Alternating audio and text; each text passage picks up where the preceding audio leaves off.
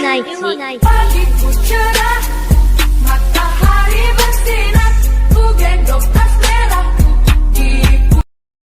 Bismillahirrahmanirrahim. Assalamualaikum warahmatullahi wabarakatuh. Sampurasun. Anak-anakku sekalian, bagaimana kabarnya? Para peserta MPLS tahun 2021-2022 di SMPN 3 Campaka yang Ibu cintai dan banggakan. Semuanya sehat kan? Alhamdulillah. Semoga kita semuanya selalu dalam keadaan sehat dan tentunya dilindungi Allah Subhanahu wa taala. Amin ya Allah ya rabbal alamin. Perkenalkan, nama Ibu adalah Ibu Lesti Novia Suryani, Ibu selaku kesiswaan di SMPN 3 Campaka.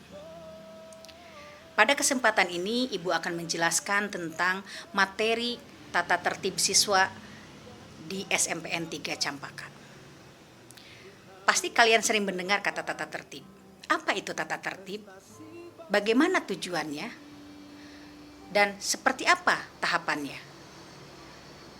Baiklah, agar supaya kalian lebih mengetahui lagi tata tertib siswa yang ada di SMPN 3 Campaka berkaitan dengan tahapan-tahapan dan prosedur peraturan yang ada di SMPN 3 Campaka, berikut penjelasannya. Oke, baik ya, tadi setelah Ibu melaksanakan pembukaan, nah sekarang kita masuk ke dalam substansi daripada isi materi yang akan Ibu sampaikan berkaitan dengan tata tertib. Ya, sekali lagi Ibu ucapkan selamat datang para peserta didik baru tahun 2021-2022 di SMPN 3 Campaka. Nah, di situ terdapat beberapa gambar ya yang bisa kalian lihat, kalian simak baik-baik. Nah, di dalam gambar itu coba kalian lihat apa yang dapat kalian ungkapkan atau pikirkan dari gambar berikut ya. Nah, di sini ada beberapa gambar. Kalian bisa lihat atau ikuti anak panah ini ya. Nah, untuk gambar yang pertama, di situ kalian sudah pasti hafal sekali ya dengan berbagai gambar ini. Betul ya. Yang pertama ini adalah para pelajar yang terlibat kasus tawuran. Ya, bisa dilihat di sini ya, berbagai alat kendaraan yang dibuat untuk dijadikan senjata mereka ya. Nah, kemudian yang kedua ini ada perkelahian di antara pelajar, juga ini ada perundungan ya yang dilakukan oleh temannya, baik itu kepada teman sekelasnya ataupun ke adik kelas ataupun ke kakak kelas ya. Perundungan dari anak laki-laki ke anak perempuan. Kemudian yang gambar yang ketiga ini adalah segerombolan pelajar yang naik mobil besar atau mobil truk atau tronton atau sejenisnya yang dengan sengaja secara berkelompok, secara liar dan secara nekat, atau biasa kalau orang Sunda itu menyebutnya adalah papalidan ya. Nah, kemudian di sini juga ada gambar beberapa siswa yang memakai kendaraan ya, atau membawa kendaraan sampai 3 orang ya. Apalagi kita tahu bahwa untuk pelajar itu tidak dibolehkan untuk membawa kendaraan, apalagi masih di bawah umur ya. Ini tidak dibolehkan karena memang belum memenuhi persyaratan. Nah, kemudian ini selanjutnya ada gambar pada saat ada temannya yang berulang tahun. Biasanya ya di kita itu kalau ada yang ulang tahun selalu dibuatkan kejutan-kejutan yang ujungnya atau berujung dengan pembulian ya. Bisa kalian lihat di sini. Nah, kemudian juga Ibu ambil gambar ini ada pelajar yang ya bisa dikatakan pacaran ya. Nah, namanya siswa atau masih pelajar itu tidak diperbolehkan karena ya, satu belum cukup umur juga, kemudian juga eh, tidak bagus ya, tidak baik juga, dan juga bisa melanggar aturan ya, baik aturan secara hukum maupun aturan secara agama ya. Dan tentunya ini akan menyangkut dengan norma kesusilaan yang ada di masyarakat ya. Nah, kemudian ini juga bisa kalian lihat ya. Ini ada contoh dari salah satu pelajar yang menjadi korban daripada narkoba atau jenis obat-obatan terlarang ya, termasuk minuman keras dan yang lain sebagainya, dan yang bersifat memabukkan tentunya ya. Nah, ini jelas ini merupakan gambar-gambar yang ya bisa dikatakan harus diantisipasi secara seksama ya, karena ini tentu berkaitan juga dengan tata tertib yang akan nanti Ibu jelaskan selanjutnya. Nah, kemudian di gambar berikutnya ini adalah gambar-gambar siswa yang merayakan kelulusan dengan mencoret-coret pakaian seragamnya ya. Nah, alangkah lebih bagus pakaian seragam itu dikumpulkan untuk digunakan kembali untuk adik kelasnya gitu ya, atau misalnya digunakan pada saat menjelang ke sekolah yang baru pada saat MPLS juga gitu ya. Intinya ya diupayakan untuk tidak melakukan tindakan-tindakan yang di luar seharusnya gitu ya.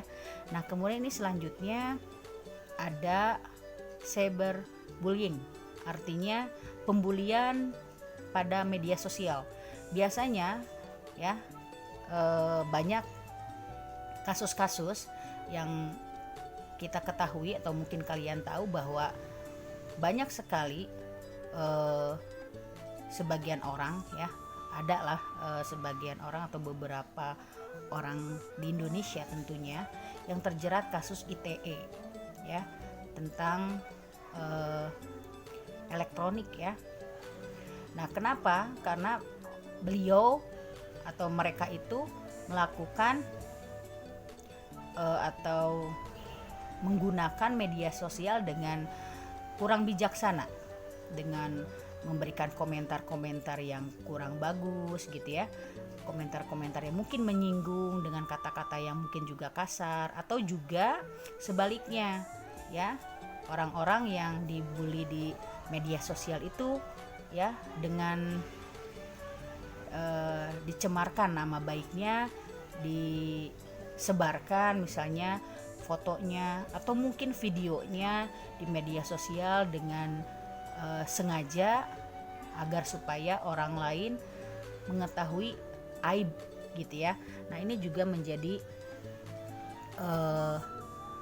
pembicaraan ataupun menjadi bahan pembahasan di dalam tata tertib yang nanti akan kita bahas, karena ini tentu berkaitan dengan kenakalan-kenakalan remaja yang memang sekarang itu di masa pandemi para siswa tentunya diwajibkan untuk mempunyai handphone ya. Kalau dulu kan dilarang ya, kalau sekarang kan zamannya sudah berbeda. Nah, dengan adanya kebebasan belajar atau merdeka belajar, artinya siswa tidak bukan berarti merdeka di sini bebas ya melakukan tindakan yang sebebas-bebasnya, tidak. Tentu ini juga butuh dukungan daripada orang tua. Oke, selanjutnya ya. Nah, kalian harus tahu dulu di dalam persepsi bahwa kalian tahu tidak apa itu tata tertib? Pasti kalian sudah sering mendengar ya. Nah, jadi tata tertib itu merupakan sebuah peraturan yang harus dipatuhi. Tata tertib tidak hanya berlaku di lingkungan rumah ataupun keluarga, bisa juga di lingkungan masyarakat, di lingkungan pemerintah, tapi juga di lingkungan sekolah. Tentu ini ya. Nah, adapun tujuan dibuatkannya tata tertib ya. Yang pertama, untuk dipatuhi, ditaati dan juga dijalankan. Yang kedua, untuk membentuk kedisiplinan. Ketiga, membangun karakter atau karakter building. Keempat, wujud ketaatan dan kesadaran. dan yang kelimanya sebagai wujud cinta tanah air.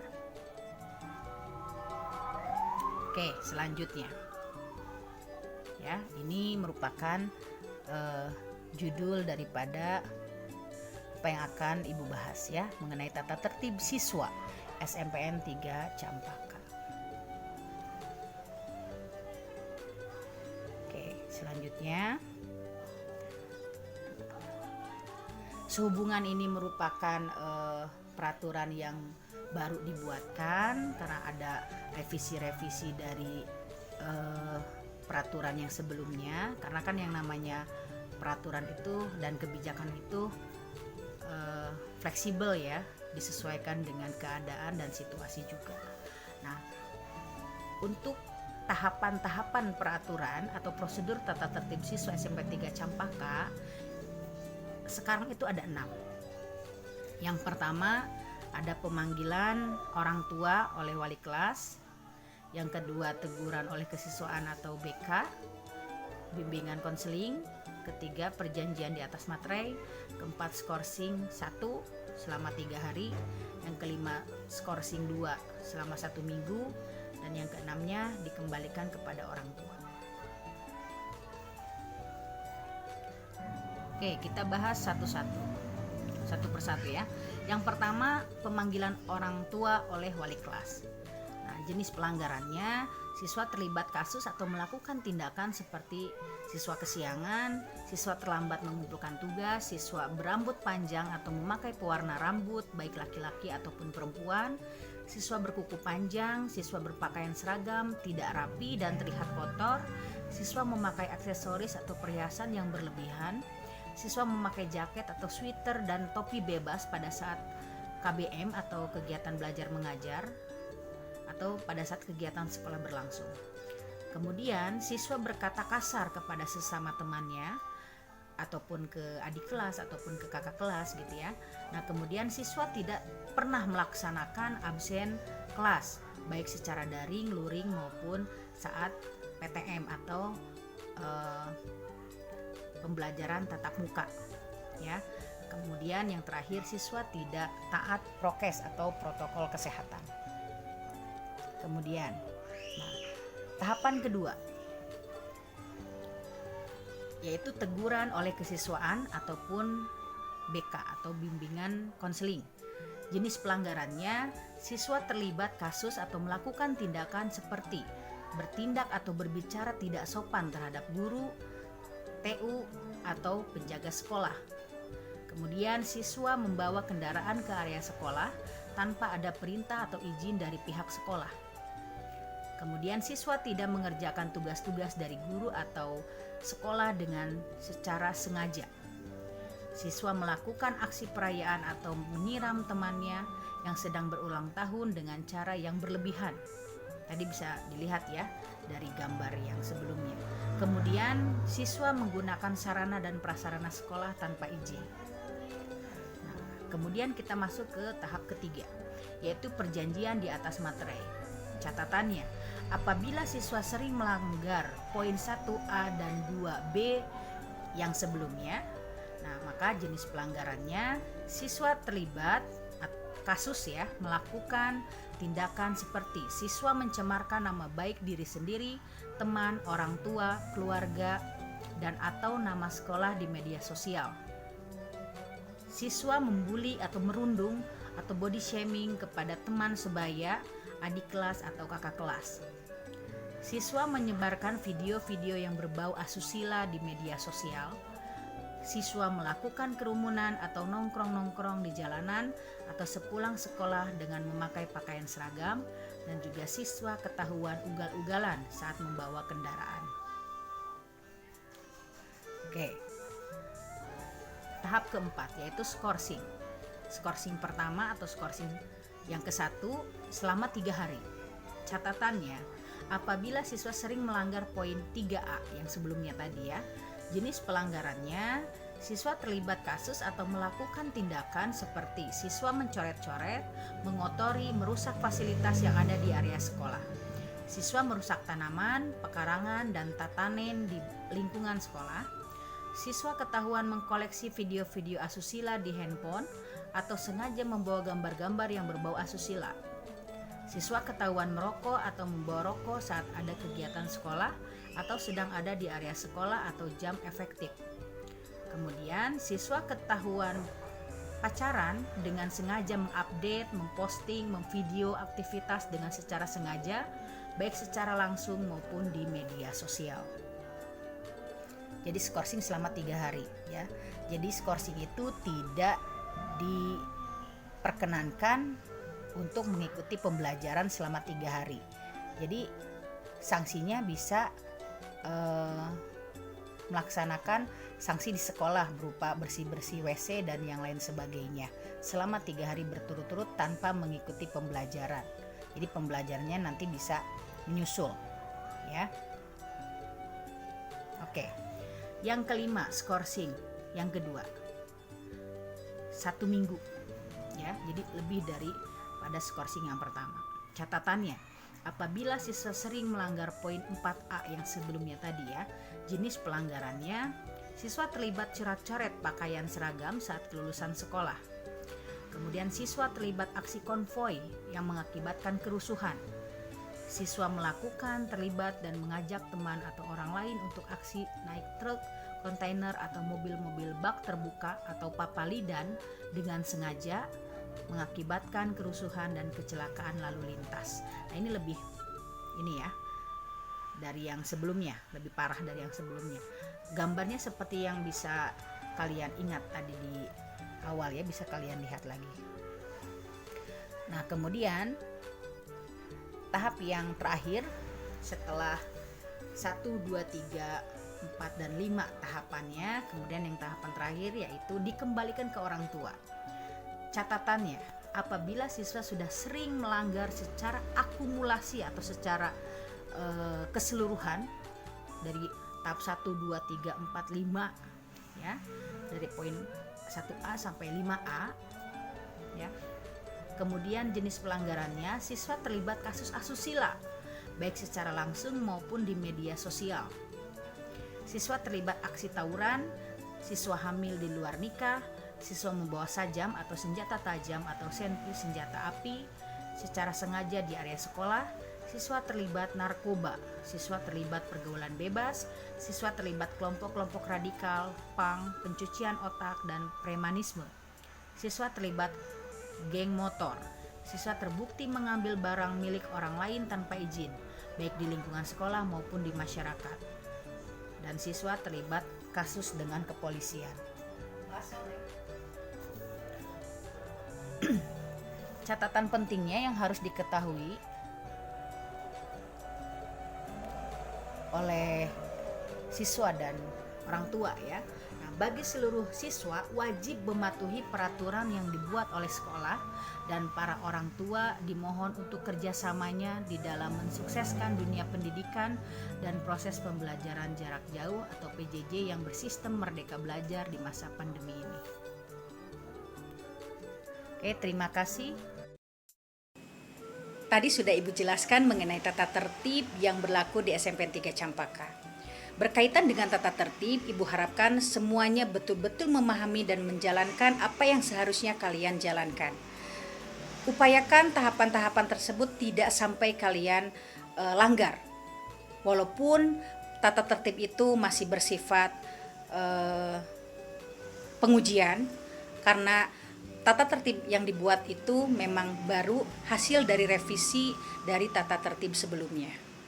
Tetapi walaupun demikian, tata tertib dibuat sesuai dengan atau dikondisikan sesuai dengan perkembangan dan situasi serta kondisi yang ada. Berkaitan dengan tata tertib di SMPN 3 Campaka, tentu berkaitan dengan salah satunya berkaitan dengan pakaian.